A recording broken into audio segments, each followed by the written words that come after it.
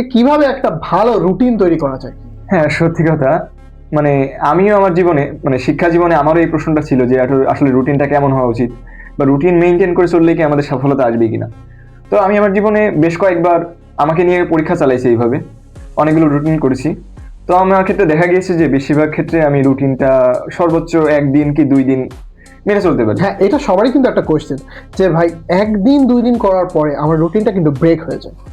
সেই routine break হয়ে যাওয়ার পরে আমি সেটা থেকে রিকভারি করবো কি করে? আমি কি রুটিন চালিয়ে যাব নাকি রুটিন নতুন বানাবো? এইটাই।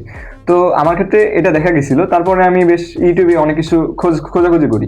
আসলে আমার ক্ষেত্রে যে সমস্যাটা দেখা যাইতো, তো আমি ওইটা নিয়ে বেশ অনেক খোঁজাখুঁজি করতাম। তো খোঁজাখুঁজি পরে আমার ক্ষেত্রে একটা বেস্ট একটা অপশন আমি দেখতে পাই যে প্রতিদিন নতুন নতুন রুটিন করা।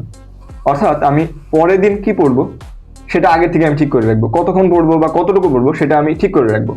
এটা ক্ষেত্রে দেখা যায় যে অনেক কম টাইমে অনেক বেশি পড়া যায়। অর্থাৎ অনেক ক্ষেত্রে দেখা যায় যে একটা ফিজিক্সের একটা টপিক আমি যদি চিন্তা করি তাহলে ওটা নিয়ে কিন্তু আমি সারাদিন চিন্তা করতে পারি। একটা ম্যাথ সারাদিন কিন্তু আমি চেষ্টা করতে পারি।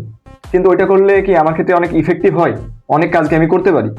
তো সেই দিক থেকে দেখলাম আমি যে আমি প্রতিদিন আগের দিন রাত্রেবেলা যদি আমি ঠিক করে রাখি যে আমি একটা সাবজেক্টে কতটুকু পড়বো, কতটুকু টাইমের ভিতরে ওটা আমি পড়বো, তাহলে ওইটা আমার ক্ষেত্রে অনেক ইফেক্টিভ হয়। আর এইটা আমি প্রতিদিন মেনটেন করতাম।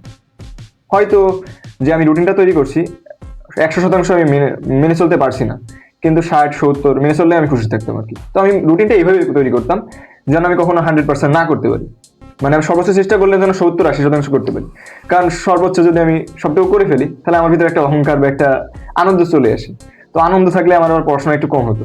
তো আমি এই ক্ষেত্রে রুটিনটা এইভাবে তৈরি করতাম যে যেন কমপ্লিট ৬০-৭০ করা না যায়। না করা যায়।